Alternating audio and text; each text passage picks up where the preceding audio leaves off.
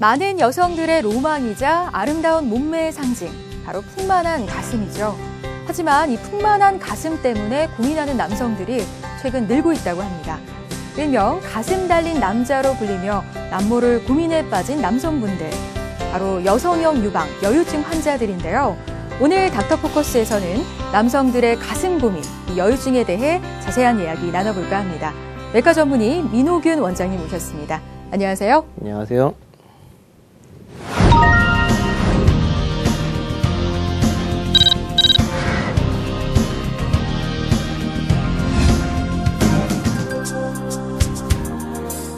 가끔 유난히 발달된 가슴을 가진 남성분들 보게 되는데요.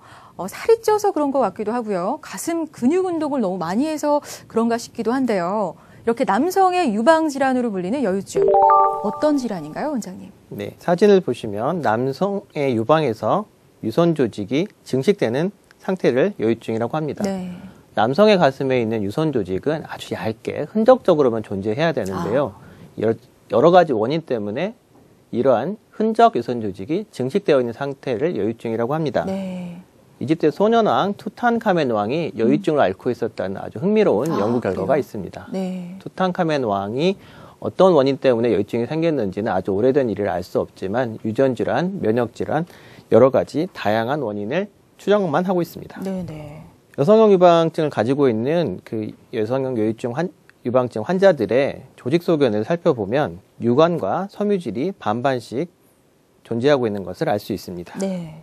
이러한 유관 조직은 여성의 유방에 있는 조직과 같은 성분인데요. 다시 말해서 겉모양만 여성의 유방처럼 도드라진 것이 아니라 실제 내부 구성 성분까지 동일하게 발달되어 있는 상태인 것을 알 수 있습니다. 여성 유방이랑 똑같은 거네요. 그렇죠. 근데 남성들에게 이렇게 여성형 유방이 나타나는 원인은 뭘까요? 여유증은 일단 성호르몬의 균형이 맞지 않았을 때 발생합니다. 네. 시기적으로는 영아기, 청소년기, 노년기에 발생할 수 있고요. 여러 가지 질환적인 문제가 발생했을 때도 여유증이 발생할 수 있습니다. 또한 다양한 약물 부작용에 의해서도 여유증이 발생할 수 있는데요. 하지만 가장 흔한 원인은 여러 가지 이유 없이 자연 발생적으로 여유증이 생겨나는 경우입니다. 여유증이 나타나는 시기를 살펴보면 모든 신생아는 일시적으로 여유증을 가지고 태어납니다.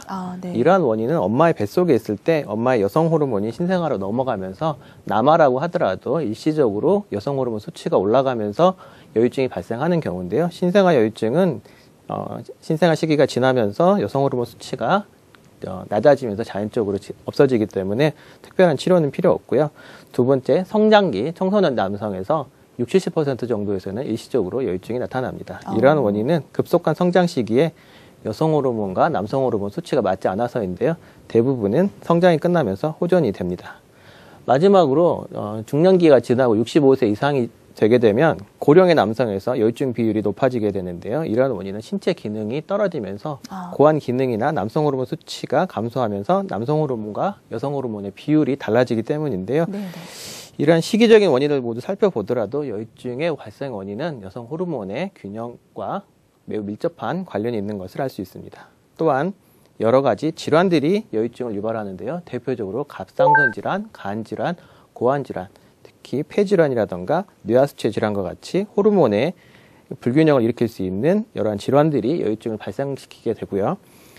또한 약물들이 그 여유증 발생의 원인이 되는데요. 근육을 강화시키는 스테로이드 제제, 탈모를 예방하는 탈모 치료제, 소화제, 심장약, 대마초, 항암제 등 여러 가지 약물이 여유증을 유발할 수 있습니다. 따라서 근육질 체형을 가지고 있던 전직 운동선수들이 여러 가지 부상이나 이유 때문에 큰 수술을 받고 나서 회복하고 나서 이전에 근육질이었던 체형을 상실하고 오히려 여유증이 발생하는 경우가 상당히 많이 있습니다. 그렇군요. 그러니까 주 원인은 좀 그 호르몬의 불균형이라고 생각하면 되겠네요. 네, 맞습니다. 네.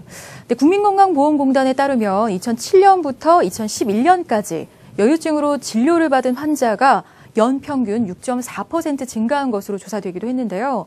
최근 여성처럼 풍만해진 가슴 때문에 고민인 남성이 늘고 있다는 기사도 많이 접했습니다. 실제로 여유증으로 병원을 찾는 환자가 많이 증가했습니까? 최근 10대와 20대 여유증 환자가 급격하게 늘어나고 있는데요. 이러한 급격한 여유증 환자의 그 증가 속도의 원인은 여러 가지 질병에 의한 원인이라기보다는 무엇보다도 비만이 가장 큰 원인을 차지하고 있다고 생각됩니다. 아무래도 서구화된 식생활과 패스트푸드, 인스턴트 식품의 섭취율이 높아지면서 고열량의 식품을 섭취하게 되고 환경 호르몬 노출이 높아지면서 과체중, 비만으로 인해서 호르몬 불균형이 발생하게 됩니다. 또한 스마트폰 사용이 널리 보급되면서 절대적인 운동량이 감소한 것도 한 몫을 하고 있다고 생각되는데요. 예전에는 여유증이 있더라도 대수롭지 않게 생각하고 수술까지 생각하는 경우는 흔하지 않았지만 남녀 모두 최근 노출이 자연스러워지면서 여성에서는 뭐 베이글, 남성에서는 몸짱이라는 표현이 일상화될 만큼 여성에서 가슴 성형이 급속하게 늘어나고 있는 것만큼 남성이 여유증 수술을 선택하는 경우도 늘어나고 있습니다. 그렇군요. 근데 여유증 아무래도 이제 외형적으로 드러나는 부분이다 보니까 환자들의 남모를 고민, 고통 굉장히 많을 것 같은데요. 어떻습니까, 원장님? 저희 병원에 수술을 받으러 오시는 분들의 연령대는 대부분 20, 30대 환자분들이 많으신데요. 비율은 적지만 10대와 40대, 50대 이상 환자분들도 있습니다. 하지만 연령대와 상관없이 이전에 상체를 노출하고 찍으신 사진이 한 장도 거의 한 분도 예외 없이 한 장도 없다고 하십니다. 거죠. 네. 그만큼 본인에게는 심각한 고민이었다는 반증인데요.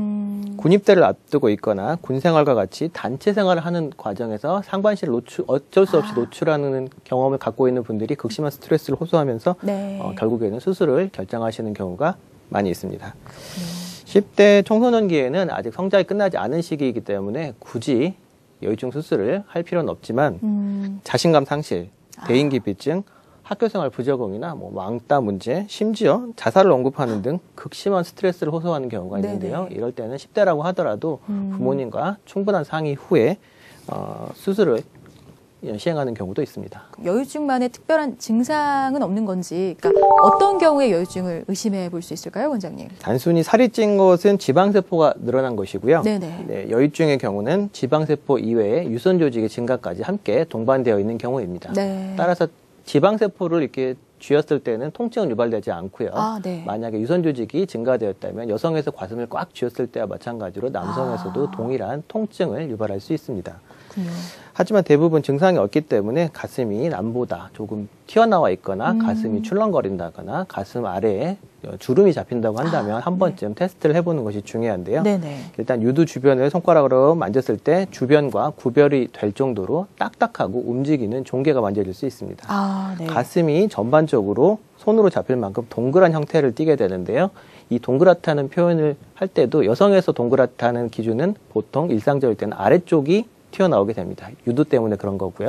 남성에서 근육질 남성에서 가슴이 동그랗게 나왔을 때는 위쪽이 볼록하게 됩니다. 왜냐하면 대흉근이 위에서 아래로 내려오기 때문에 윗볼록이 되게 되는데 여유증이 있는 남성 같은 경우는 가슴이 튀어나왔다고 하더라도 위쪽이 아니라 아래쪽이 동그랗게 튀어나옵니다.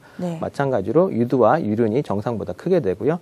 옆모습으로 봤을 때 위쪽이 아니라 아래쪽 유두 부분이 뾰족하게 됩니다. 그리고 이런 분들이 헬스나 운동을 통해서 체지방을 거의 제로에 가깝게 빼는 분들이 많이 계시는데요. 그렇게 살을 많이 뺐음에도 불구하고 가슴만 뾰족하게 나왔다면 유선 조직이 발달되어 있는 여유증을 한 번쯤 의심해 볼 수 있습니다. 그러니까 일단 남들보다 좀 발달된 가슴 때문에 신경이 쓰이신다면 지금 말씀해 주신 자가 진단을 통해서 여유증인지 아닌지 한번 확인해 볼 필요가 있을 것 같습니다. 전문적으로 여유증을 구분해 본다면 여유증은 발생 기전에 따라서 세 가지 타입, 플로리드, 파이브로스, 인터미디에이트 타입으로 구분될 수 있습니다. 뭐 전문 용어라서 되게 어려운 말처럼 들리는데요. 플로리드 타입이라는 홍조를 띠고 있다는 뜻인데요. 이 말씀은 초기에 유선이 과증식되어 있는 상태, 여성에서는 2차 성징이 발생되는 초등학생 때라던가 모유 수유 직전 이렇게 유관이 발달되는 시기와 같이 유관이 과증식되고 혈관이 많아져 있는 상태를 말하는데요.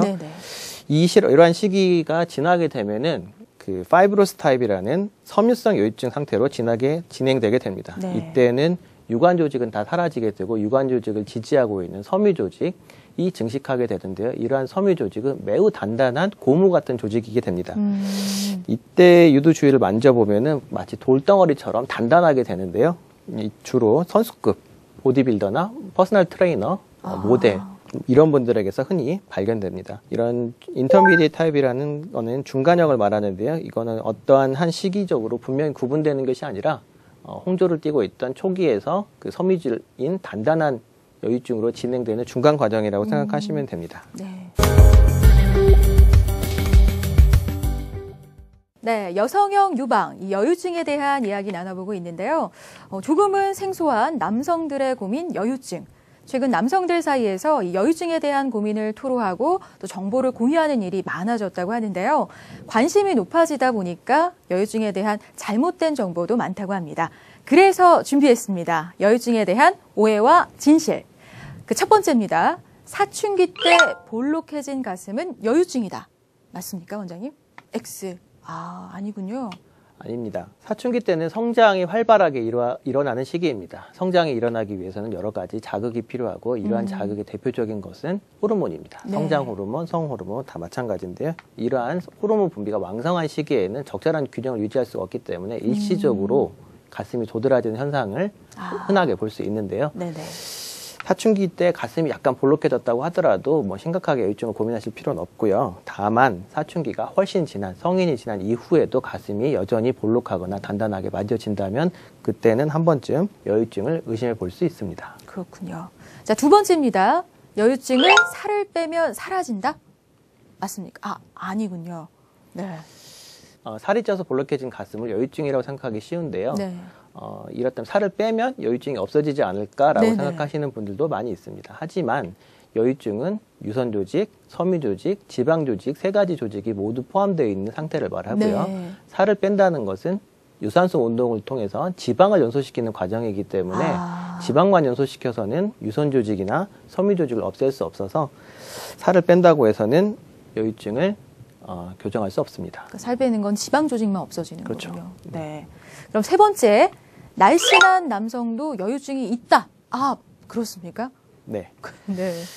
여유증이라고 하면 흔히 통통한 남성의 통통한 가슴을 생각하는 경우가 네, 많이 맞아요. 있는데요. 여유증은 날씬한 남성에서도 많이 나타납니다. 네. 살이 많이 쪄 있다면 뭐 체중을 감량해서라도 어떻게 한번 해보겠지만 이런 경우는 체중은 정상인데도 가슴 부위만 볼록하게 튀어나오기 때문에 네, 뺄 것도 더 이상 네, 없고. 해결책을 찾기가 힘들어서 본인은 더 답답하게 느껴집니다. 네. 이런 경우는 유선 조직이 발달되는 진성 여유증인 경우가 많고요. 이런 경우는 반드시 수술로만 제거가 가능합니다. 그렇군요. 그러니까 아무래도 노출이 또 심한 직업군인데 그렇죠. 더 고민이 될 수 있겠네요. 네. 네. 이제 마지막입니다. 여유증, 가슴을 운동해서 근육으로 바꾼다. 가능한가요? 아닙니다. 아니군요. 네. 이것 역시 많은 여유증 환자들의 그냥 소원이죠. 소원이죠. 희망상. 네. 근육은 근육이고요. 여유증을 일으키는 유선 조직은 근육 앞에 있는 별도의 조직입니다. 따라서 네. 근육을 너무 많이 늘리신다면 오히려 족꼭지 부분만, 유두 부분만 튀어나오는 더 역효과가 나아 보이는. 나올 수 있습니다. 네. 네, 닥터 포커스 외과 전문의 민호균 원장님과 함께 여성형 유방, 이 여유증에 대해 이야기 나눠보고 있는데요. 원장님, 이제 조금 더 자세하게 여유증의 진단과 치료법에 대해서 좀 얘기를 나눠봤으면 하는데요.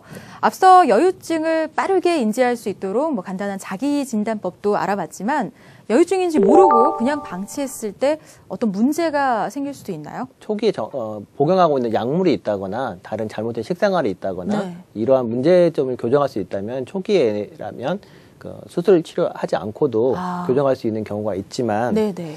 그 시기를 놓친다면 수술로만 치료를 진행해야 됩니다. 따라서 초기에 진단하는 게 중요하겠네요. 한 번쯤 유방외과 전문의 병원을 찾아서 진단을 받아보시는 게 좋은데요. 네.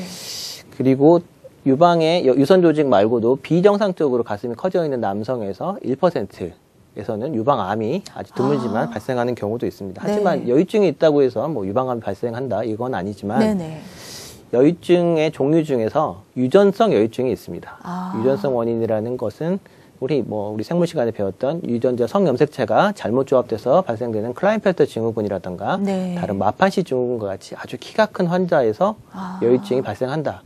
이럴 경우에 만약에 클라인펠터 증후군에서 여유증이 발생했다면 이런 경우는 유방암이 발생할 확률이 정상에서 60배 이상 확실히 증가되기 때문에 일반인들이 이런 걸 감별할 수는 없겠죠. 따라서 이러한 내분비 질환에 전문적인 지식이 있는 유방외과 전문의 진료를 받아보시는 것이 중요합니다. 그러니까 더 큰 질환으로 발전하기 전에 좀 미리미리 병원을 찾아가는 게 굉장히 중요하겠네요. 그렇죠. 초음파 진단은 뭐 그렇게 어려운 검사가 아니기 때문에 쉽게 할 수 있는 검사니까요. 네네. 초기에 뭐 요즘 부모님들은 별거 아닌 걸 가지고 왜 병원까지 가느냐 이렇게 네. 많이 하지만 사실 예전과는 뭐 시대가 많이 바뀌었기 때문에 네. 이런 것도 쉽게 받아볼 수 있는 진료라면 한 번쯤 해보는 것도 좋습니다. 그러니까 병을 키우기 전에 좀 네. 병원을 찾아보는 게 좋겠습니다. 네, 그렇다면 병원에서 이 여유증 진단은 어떻게 이루어지나요, 원장님? 여유증 환자를 진단할 때는 가장 중요한 건 환자에게 언제부터 어떻게 발생했는지를 꼼꼼하게 체크해 보는 것이 중요한데요. 어렸을 때부터 나는 살이 계속 쪘었다라고 한다면은 뭐 굳이 이런 것을 정밀적으로 뭐 심각하게 생각할 필요는 없겠지만 네. 갑자기 발생한 경우 그리고 혹시 동반됐던 증상이 따로 있지 않았는지 네네. 앞서 말했던 간질환, 뇌하수체 질환, 뭐 갑상선 질환, 네. 목이 부었다거나 아니면 시야가 뭐 눈이 두 개로 사물이 두 개로 보인다거나 이러한 증상과 같은 동반된 증상이 없는지 그리고 현재 복용하고 있는 약물이 없는지 많은 환자들이 뭐 최근에 탈모 문제를 되게 심각하게 생각하죠. 네. 남성들이 아무래도 외형에 여유증뿐만이 관심이 아니라 많으니까. 여유증과 탈모가 두 가지 같이 왔다면 얼마나 절망적인데요. 네. 따라서 탈모 치료를 하는 중에 여유증이 오는 경우도 많이 있는데요. 그래요? 그래서 어떤 그 약물 때문인가요? 그렇죠. 치료제? 탈모 약물이라는 것 자체가 남성 호르몬을 억제시켜주는 약물이기 때문에 네. 오히려 여성 호르몬이 증가되고 이로 인해서 유선이 자극돼서 유두만 볼록 튀어나오는 경우가 많이 있습니다. 따라서 복용하고 있는 약물은 없는지 꼼꼼하게 살펴보시는 것이 중요합니다. 그러니까 다른 질환이 있어서 뭐 이렇게 생긴 건 아닌지를 먼저 좀 진단해 볼 필요가 단순히 있네요. 여유증을 가슴이 튀어나왔다, 뱃살 빼는 것과 똑같이 생각하시면 매우 곤란하고요. 네. 여유증은 단순히 지방이 찐 게 아니라 여러 가지 동반 원인이 있는 경우가 많고요. 이러한 원인을 전문적으로 감별을 해야 되는데요. 여유증을 일으킬 수 있는 질환으로는 갑상선 질환, 간 질환, 심부전, 그리고 폐 질환, 뇌하수체 질환, 뭐 전립선, 고환, 없는 병이 없네요. 정말 다양하네요. 네. 따라서 하지만 뭐 대부분 이 내분비 질환과 관련이 있는 질환이기 때문에 이러한 내분비 질환에 전문적인 지식이 있는 유방, 갑상선, 내분비외과 전문의 진료를 반드시 받아보시는 것이 중요합니다. 네. 여유증이 있는 유방을 검진할 때는 유방의 크기라던가 모양, 여유증이 있는 멍울을 만졌을 때 단단한지 말랑말랑한지 혹시 이게 유선 조직이 이렇게 단순히 증가된 것이 아니라 속에서 없던 조직이 새로 생겨서 딱딱하게 막 구슬처럼 만져지는 독립된 조직이 있지는 않은지 네. 이걸 꼭 확인을 해봐야 되는데요. 이게 뭐 손으로 만져서는 일반인들이 감별하기도 어렵고 저 의사들이 만지면 좀 더 낫겠지만 예전 방식이고요. 요즘에는 고해상도 초음파가 널리 보급되어 있기 때문에 초음파라고 해서 다 같은 초음파는 아니거든요. 자동차가 뭐 저가 모델부터 고가 모델까지 그렇죠, 있는 네. 것처럼 특히 제일 고가 모델이 유방 초음파 모델이 제일 미리 단위 호까지 찾아야 되기 때문에 고가 초음파를 보유하고 있는 유방외과에서 초음파를 받아보시면 좋습니다. 이러한 신체 검사를 바탕으로 이상이 있다면 해당 질환에 대해서 보다 전문적인 치료가 필요하겠죠. 혈액 검사라든가 CT, 다른 검사를 해볼 수도 있는데요. 신체 검사상 유방이나 다른 동반된 장기에 특별한 이상이 없다면 대부분 여유증의 원인을 차지하는 원인이 없는 그냥 자연 발생적으로 생기는 그런 원인이기 때문에 이런 경우에는 뭐 반드시 혈액 검사를 해야 된다. 뭐 혈액 검사를 하지 않는 병원이 뭐 잘못된 병원이다 그런 건 아니고요.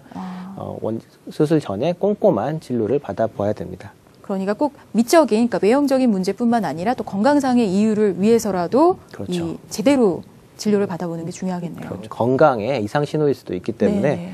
환자의 나이, 건강 상태를 꼭 체크하시고 약물 복용이나 질병 등 다른 원인을 한 번쯤 찾아봐야 됩니다. 갑자기 발생했을 때는요. 네네. 이런 문진이라든가 정밀 검사에서 이런 비정상적인 원인이 발생되지 않았다면 식습관이라든가 체중 조절, 다른 문제를 한번 살펴보시고 이런 원인을 제거하면서 질병이 있다면 질병을 치료하고 1년쯤이나 2년쯤은 기다려보시고 그 이후에 수술을 결정하시는 것도 늦지 않습니다. 하지만 대부분의 여유증은 뚜렷한 원인이 없이 몇 년씩 지속되는 여유증인 경우가 대부분인데요. 일단 유선이 증식된 여유증인지 지방이 많이 있는 여유증인지를 감별해 보시는 것이 중요합니다. 네네. 비만 환자 이러한 여유증을 가성 여유증이라고 하는데요. 가성 여유증이란 지방이 많아서 유선이 증가되지 않았음에도 지방 때문에 가슴이 불룩하게 보이는 가성 여유증. 진짜가 아니라는 뜻이죠. 가성 여유증인 경우가 많이 있고요. 네네. 비만이라고 하더라도 그 유선이 증가되어 있는 경우, 이런 걸 중간형이라고 하는데 유선만 증가되어 있는 경우를 진성여유증이라고 합니다. 그렇군요. 이러한 진성여유증인 경우에는 그 근육을 강화하고 지방연소만으로는 해소가 될 수 없기 때문에 여유증 교정을 위해서 수술을 진행해야 되는데요. 네. 역사적으로 여유증 치료 초기에는 유방에 종양을 제거하는 것처럼 종양 제거 원칙으로 칼로 종괴를 드러내는 수술 치료를 많이 했습니다. 아, 네. 정말 큰 수술이 그렇죠. 되겠네요. 예전에 수술 받던 환자들은 아주 비정상적으로 뭐 커져 있고 처져 있고 모양이 소세지 모양으로 튀어나와 있는 정말 그 상상하기 네. 저희 병원에서도 가끔 그런 환자들을 보는데요. 네. 매우 이런 경우는 정말 흔히 보이는 볼록한 정도가 아니라 이렇게 그 튀어나와 늘어져 소세지처럼 늘어져 나와 있는 환자들이 많이 있는데 네. 이런 절제 원칙에 따른 치료를 받게 되면은 유방암 수술을 받은 것과 동일하게 유방에 커다란 흉터가 발생하게 되고요. 그렇군요. 그 예전에는 이렇게 잘라내는 방식으로만 수술을 진행했기 때문에 네네. 주변에 있는 지방을 제대로 제거하지 못하고 나서 유두 주변만 이렇게 화산 분화구처럼 꾹 눌려지는 것처럼 그럼 패이는 건가요? 네, 오히려 화산 분화구 모양으로 가슴이 변형되는 부작용이 많이 나타났습니다. 근데 여유증에도 좀 여러 가지 종류가 있는 건가요, 원장님? 여러 가지 전문적인 분류법이 있습니다. 뭐 모양이라던가 뭐 피부 처짐, 지방 흡입 비율, 뭐 여러 가지 분류 단계가 있지만 일반적인 환자 입장에서 여유증을 구분해 보자면 1단계에서 4단계까지로 구분해 보시면 쉽게 네. 이해하실 수 있겠습니다.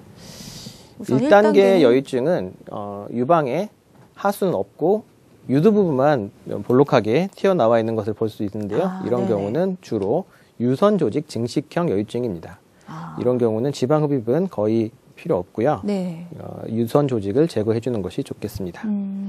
두 번째로 여유증 2단계를 말씀드릴 수 있는데요. 네.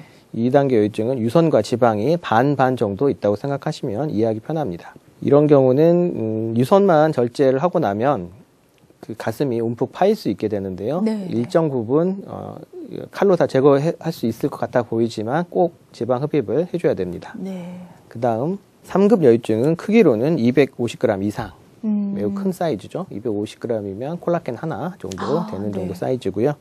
유선과 지방의 비율로는 1대3 정도 이상이라고 보시면 됩니다. 그리고 3급 여유증과 2급 여유증을 구분해 보자면 네. 유방이 아래쪽으로 보시면 이 부분을 보시면 이게 네.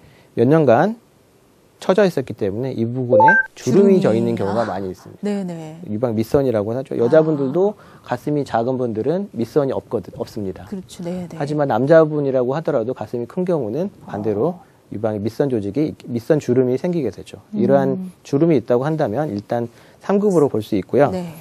3급 여유증인 경우는 단순히 과도한 지방 때문에 가슴 크기가 처지면서 피부가 늘어져 있기 때문에 이 부분에 이 가슴에 있는 부분만 유선 조직과 지방 조직을 제거했을 때 피부가 늘어지나요? 남아 있기 때문에 피부가 늘어지게 됩니다. 네. 그래서 2급 여유증인 경우에는 단순히 유방에 있는 유선 조직과 지방 조직을 제거하면 되지만 3급 여유증일 경우에는 단순히 유선과 지방을 제거하는 것을 넘어서 이런 피부 주름까지 생각해서 좀 더 전문화된 지방 흡입 기법을 사용해야 됩니다. 그렇군요. 그리고 4급 여유증을 생각할 수 있는데요. 4급 여유증은 조금 이따가 따로 설명을 해드릴 건데 가슴의 크기로는 여성의 C컵 이상, D컵. 상당히 크네요. 그렇죠. 네. 오히려 여성보다 저희 병원에서 여성형 유방이 아니라 웬만한 여성보다 더 큰 가슴이라고 표현을 하는데요.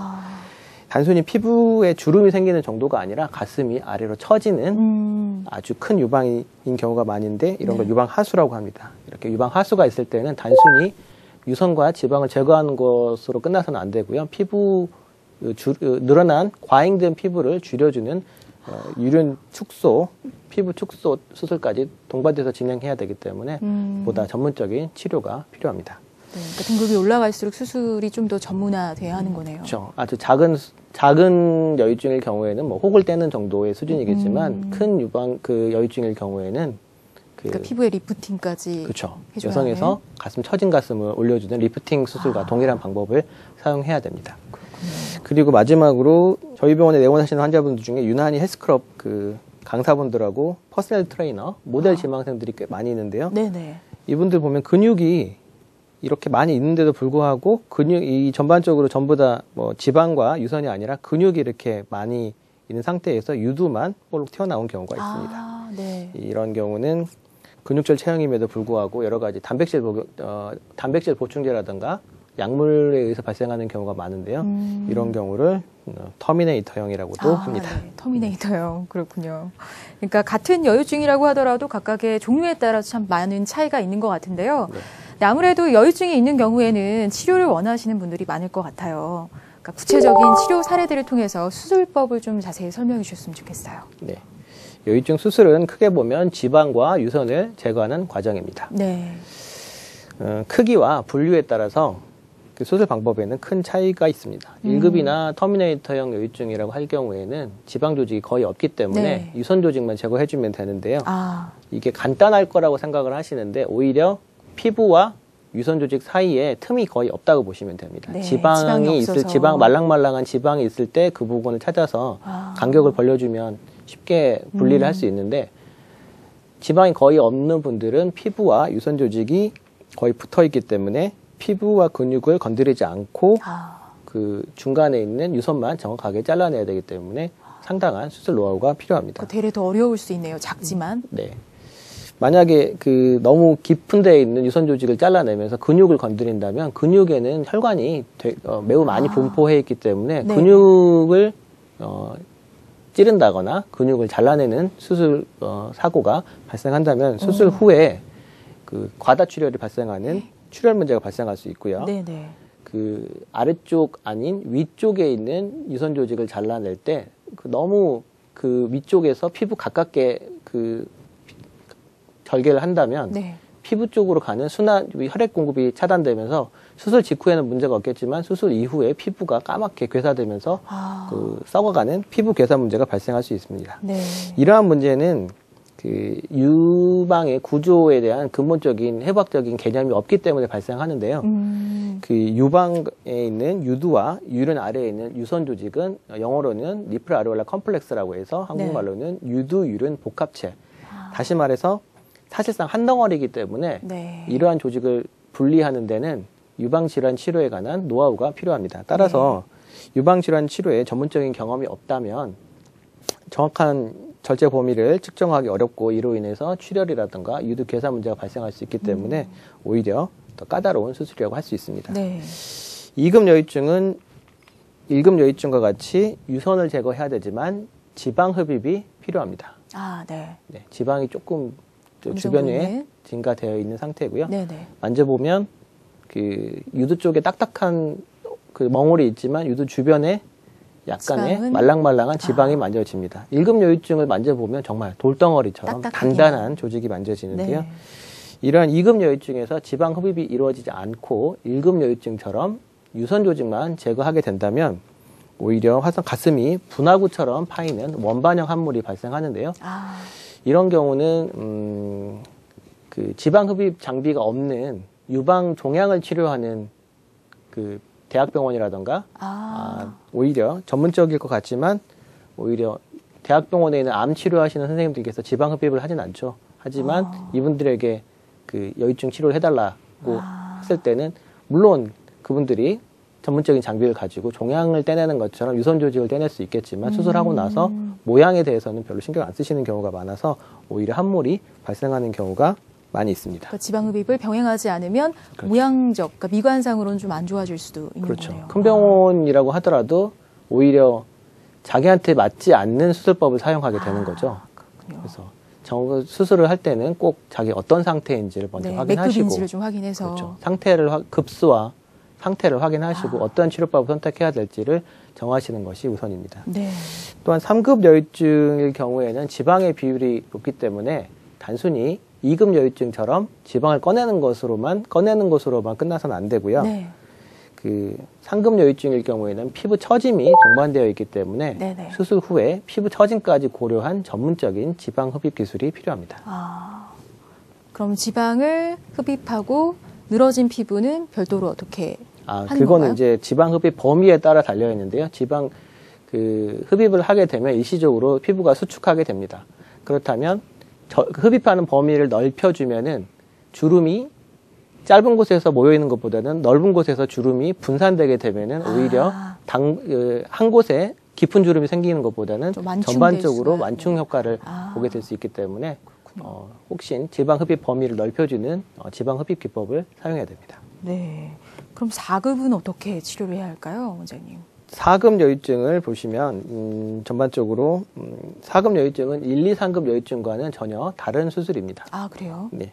웬만한 여성보다 훨씬 큰 가슴을 가지고 있는 경우인데요. 여성에서는 가슴 축소 수술에 해당하는 수술입니다. 아, 네. 가슴 성형 수술 비용보다 가슴 축소 수술 비용이 더 큰 건 알고 계신가요? 아, 그런가요? 네. 없애는 게 더 비싸군요. 네. 가슴 성형 수술은 1시간 정도 수술 시간이면 끝나고요. 가슴 축소 수술은 보통 3시간, 4시간, 많은 경우는 5시간까지도 소요됩니다. 그러니까 줄이는 게 더 어려운 수술인가 봐요. 네, 물론 매우 더 어렵습니다. 네. 이러한 원인은 여성의 가슴 축소 수술과 마찬가지로 4급 여유증의 경우에서는 피부가 단순히 처져 있는 정도가 아니라 과잉되게 늘어나 있기 때문에 네. 늘어난 피부를 줄여주는 수술과 함께 거대한 유선 조직과 지방 조직을 함께 제거해 줘야 되기 때문인데요. 반드시 전신 마취로만 수술이 가능합니다. 아, 네.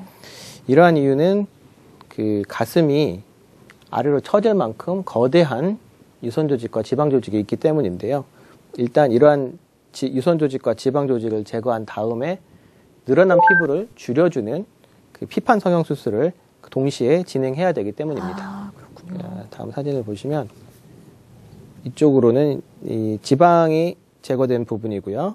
네네. 이 유두 주변에 1.5cm 정도 늘어나 있는 그 하얗게 된 부분이 이제 당겨주는 부분을 설명하고 있는 건데요. 아, 네. 이러한 피판 성형 수술은 도너츠형, 막대 사탕형 혹은 열쇠구형 모양으로 그 여러 가지 성형 수술을 진행할 수 있는데 네네. 제거돼야 되는 유선 조직과 지방 조직 양 자체가 많을 뿐만 아니라 이 수술 후에 이러한 피판을 따라서 이 안쪽에서 이 유두까지 이어지는 혈액 공급을 유지해야 되기 때문에 네네. 수술 과정이 매우 까다롭고 시간도 많이 소요될 뿐만 아니라 회복 과정도 매우 까다롭습니다. 일반적인 여유증 수술하고 나서는 뭐 별다른 문제만 없다면 실밥만 풀고 일주일 이내에 회복이 가능하지만 4급 여유증일 경우에는 수술 후에 실밥을 푸는 시간도 많이 걸리고 안정해야 되는 기간도 오래 시간이 걸립니다. 따라서 이러한 4급 여유증 수술을 진행할 수 있는 병원 자체가 많지 않습니다. 근데 남성분들의 경우에는 특히 여름에 이 상위 노출이 좀 많다 보니까 수술 흉터에 대한 고민 때문에 수술을 좀 망설이시는 분들도 많을 것 같거든요. 여유증 수술 후에 흉터가 많이 남나요, 원장님? 그 지방을 제거하고 이쪽 아래로 유둔 아래로 절개창을 내서 유선 조직을 종양처럼 절개하는 방식을 많이 사용했습니다. 네네. 흔히 180도 절개라고 하는데요. 과거에 종양을 제거하는 것처럼 유륜 주위를 180도 절개하고 눈으로 직접 유선 조직을 보면서 꺼내는 방식인데요. 네. 유륜이 작거나 유선 조직의 양이 많다면 이 좌우로 직각으로 절개창을 넓게 해서 추가로 절개를 만든 다음에 유선 조직을 제거하기도 합니다. 네. 그리고 좀 더 수술 경험이 많다면 이렇게 180도가 아니라 90도 절개를 사용하기도 하는데요. 눈으로 직접 보면서 유선 조직을 칼로 잘라내면서 절개하게 됩니다. 수술 경험이 많은 병원이라면 이렇게 그 절개창이 좀 더 작게 만들면서 유선 조직을 제거할 수 있게 됩니다. 아, 그렇군요. 최근에는 이런 그 유륜의 흉터를 아예 남기지 않고 정형외과 사용하는 연골 절삭기라던가 네네. 뭐 전동 회전 칼이라고도 설명하고 여러 가지 특수기구라고도 설명하는데 네. 정식적인 명칭은 연골 절삭기고요. 그리고 흔히 유방외과에서 유방에 있는 종양을 제거하기 위해서 예전에는 유방에 있는 종양을 제거할 때 칼로 뭐 5cm, 3cm 크기와 상관없이 기본 뭐 3cm, 4cm는 째고 나서 네. 흉터를 남기고 제거를 했었는데 그러다 보니까 환자분들이 수술을 많이 꺼리시죠. 네, 그러다 보면 아주 커지고 난 다음에 병을 키워가지고 어쩔 수 없이 수술을 하는 경우가 많았기 때문에 네. 이러한 여성의 가슴에 흉터 문제를 최소화하기 위해서 마모톰이라는 기계를 많이 사용하게 되는데요. 네. 이러한 기구를 사용해서 남성에서도 유선 조직을 제거하다 보면 아예 유륜을 건드리지 않고 겨드랑이에 5mm 정도 일부분 절개를 가지고도 그 유선을 제거할 수 있게 됩니다. 그렇군요. 그러니까 최소 절개로 흉터를 좀 최소화할 수 있는 방법이 있다고 하니까요. 여유증을 앓고 있는 분들께 좀 희소식이 아닐까 싶거든요. 네. 근데 어떤 수술법인지 좀 더 좀 자세하게 설명해 주시죠. 자, 여유증 수술 절개 방법 중에 이러한 흉터를 남기지 않는 겨드랑이 절개 수술법이 최근 많이 사용되고 있는데요. 네네. 여유증 수술의 핵심은 지방 흡입과 유선 절제에 있습니다. 지방 흡입을 위해서는 아예 칼을 대지 않고 흡입을 할 수는 없고요. 네네. 겨드랑이에 5mm 절개만 가지고 지방 흡입을 하게 되는데요. 겨드랑이 절개 혹은 유륜 비절개라고 하는 최신 수술 기법은 이러한 겨드랑이에 사용되는 지방 흡입 구멍을 통해서 유선까지 제거하는 가장 발전된 여유증 수술 방법이라고 할 수 있겠습니다. 네. 그러니까 겨드랑이 아래쪽으로 그렇죠. 잘 예. 드러나지 않겠네요, 또. 흉터도 적을 뿐만 아니라 절개가 적기 때문에 흉터가 적어서 보이지 않는다는 점이 제일 큰 장점인데요. 네네. 그 흉터뿐만 아니라 유륜 절개를 하고 나서 발생하는 여러 가지 근육 유착으로 인한 가슴 함몰, 다양한 염증, 다양한 합병증을 줄일 수 있기 때문에 부가적으로도 아주 효과가 좋은데요. 네. 여유증 수술 이러한 그 겨드랑이 절개, 유륜 비절개 수술 방법은 여유증 수술 일반적인 여유증 수술에 사용하는 유륜 절개 자체를 만들지 않기 때문에 네. 흉터도 없을 뿐만 아니라 회복도 매우 빠릅니다. 네. 하지만 이런 비절개 여유증 수술을 위해서는 먼저 충분한 지방 흡입이 먼저 이루어져야 됩니다. 네. 단순 지방 흡입만으로는 유선을 제거할 수 없기 때문에 마지막에 가서는 유선 절제가 필요한데요. 이 경우에 흔히 전동칼이라고 부르는 회전 절삭기라든가 만문톰을 사용하게 됩니다. 네. 하지만 이런 무슨 전동칼이라든가 회전 절삭기, 만문톰이 만능은 아닙니다. 이 5mm 작은 절개창을 사용해서 수술을 진행하기 때문에 네. 만문톰이나 회전 절삭기의 끝은 매우 날카롭고 회전을 하기 때문에 이게 자칫 잘못하면 그 손상을 일으킬 수 있습니다. 네. 따라서 무작정 이걸 맹신하고 사용하게 된다면 오히려 제대로 유선 조직을 제거하지 못할 뿐만 아니라 안쪽에 있는 근육이라든가 혈관을 건드려서 오히려 수술 후에 출혈과 같은 합병증을 유발할 수 있기 때문에 수술 과정 중에 초음파로 정확하게 날카로운 작동 위치를 확인하면서 수술을 진행해야 됩니다. 네. 따라서 이러한 비절개 여유증 수술을 위해서는 여유증 수술에 필요한 충분한 장비를 갖추고 절개법, 다시 말해서 유륜 절개법에 관한 충분한 경험을 쌓은 이후에 그 초음파를 보면서 기구가 정확한 위치에 도달했는지를 확인할 수 있는 초음파를 갖추고 수술을 진행해야 됩니다. 네, 그러니까 술에 대한 전문적인 지식이 굉장히 중요하겠네요. 그렇죠. 네. 오히려 절개 수술보다 비절개 수술이 더 까다로운 수술이라고 할 수 있겠습니다. 그렇군요. 근데 아무래도 어쨌든 수술이다 보니까 수술 후에 발생할 수 있는 여러 가지 합병증에 대해 고민 많으실 것 같은데요. 여유증 수술 후에 발생할 수 있는 합병증, 부작용 좀 설명해 주시죠. 가장 흔하게 올 수 있는 합병증은 수술을 받았음에도 불구하고 효과가 없는 것이죠. 그럼 재수술을 하는 건가요? 그렇죠. 이러한 그 부작용은 지방 흡입에 관한 장비가 없을 때 주로 많이 발생합니다. 크기 자체가 줄어들지 않았다면 수술을 받을 이유가 아예 없는 것이죠. 두 번째로는 그 지방 흡입을 많이 받은 병원에서 많이 발생하는데요. 네. 유두 주변의 유선 조직을 충분히 제거하지 않고 단순 지방 흡입으로만 끝내게 되면은 수술 회복 후에 유두가 볼록하게 도드라지는 유두 돌출 부작용이 많이 발생합니다. 네. 그래서 따라서 단순 지방 흡입만으로는 절대 여유증은 교정될 수 없습니다. 그러니까 부작용은 이제 유선 조직과 지방 조직을 동시에 다 제거하지 못했을 때 생기는 것들이군요. 그렇죠. 세 번째로는 유선을 너무 과도하게 제거할 때 가슴이 유두를 중심으로 화산 분화구처럼 꺼지는 원반형 함몰을 많이 들 수 있는데요. 네. 환자분들이 유선 조직을 완벽하게 제거할 수 있나요? 라고 많이 물어보십니다. 네. 완벽하게 제거해서는 유두까지 없애야 되는 것이죠. 네. 완벽하게가 아니고 적절하게 제거하는 것이 가장 중요합니다. 적절한 라인을 유지하고 일부분을 남겨두어야지만 유두가 그 뒤에 있는 가슴의 근육 조직과 붙지 않고 근육이 붙어버린다면 평상시에는 가슴이 정상인 것처럼 보이지만 가슴에 힘을 주었을 때는 근육이 유두를 당기게 되는 거죠. 그러면 유두 부분만 쏙 파이게 되는 거죠. 그렇게 되는 것을 연반형 함몰이라고 하는데요. 이럴 때는 그 유선 조직과 근육 사이에 중간에 남아있는 것이 거의 없기 때문에 붙어있는 상태이기 때문에 오히려 재수술도 매우 까다롭습니다. 예, 여기 사진에 보이는 게 원반형 함몰인데요.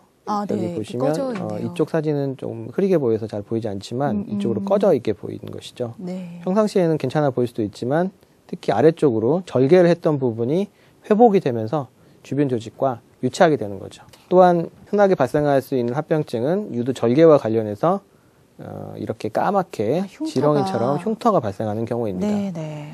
이러한 흉터는 뭐 사람의 체질에 따라서 일부 차이는 있겠지만 절개를 하고 났다면 흉터가 발생하지 않을 수는 없는 것이죠. 네네. 네. 또한 그 작은 절개로 큰 유선을 제거하려다 보면은 수술 시에 기구를 사용해서 절개 부위를 세게 강하게 당길 수밖에 없게 됩니다. 네네. 당기게 되다 보면 이런 압력에 의해서도 그 절개 부위가 손상이 되는 거죠.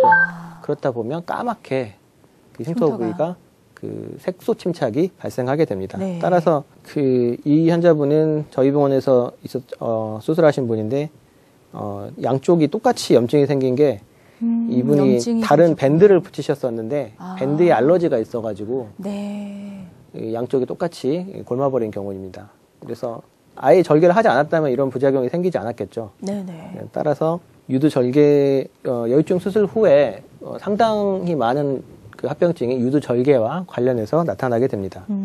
이분 같은 경우 보시면 유두 자체에 염증이 많이 있을 뿐만 아니라 1차적으로 네네. 그리고 이쪽으로 보시면 피부가 많이 얇아져 있는 것을 볼 수 있습니다. 네. 이런 경우는 너무 그 지방을 빼기 위해서 과도하게 지방 흡입을 해서 피부가 얇아졌다거나 네네. 아니면 그 절개 그 유선과 피부 사이를 정확하게 방리하지 못하고 피부 쪽으로 너무 과도하게 방리를 했을 때 아니면 과도하게 압박을 통해서 압력이 한 부분에 집중되었을 때 이 해당 부분에 혈액이 제대로 공급되지 않아서 피부가 괴사한 경우입니다. 그렇군요. 그러니까 가급적 좀 유두 부위를 안 건드리는 게 좋은 건가요, 원장님? 절개를 하지 않는 것이 제일 좋겠죠. 절개를 하지 않는 게. 절개를 상처는 절대 주지 않는 게 좋겠죠. 그렇군요. 어떤 상황에서도. 네. 네. 근데 앞서 뭐 여유증 부작용에 대해 뭐 이야기 잠깐 했었는데 최근 여유증 수술이 간단해졌다고는 하지만 그래도 수술이다 보니까 회복 기간도 어느 정도 좀 필요할 것 같고요. 또 여러 가지 주의할 점 있을 것 같은데 말씀해 주시죠, 원장님. 여유증 수술은 일반적인 경우라고 한다면 당일 수술을 하시고 당일 퇴원이 가능합니다. 그래요? 제가 직접 뭐 수술을 받아본 적이 없어서 어느 정도 통증인지는 알 수 없겠지만 네네. 통증이 그렇게 심하지는 않다고 하십니다. 그러니까 일상생활이 바로 가능한 건가요? 일상생활이라고 하는 기준은 사무직과 학생 정도는 가능하실 것으로 생각됩니다.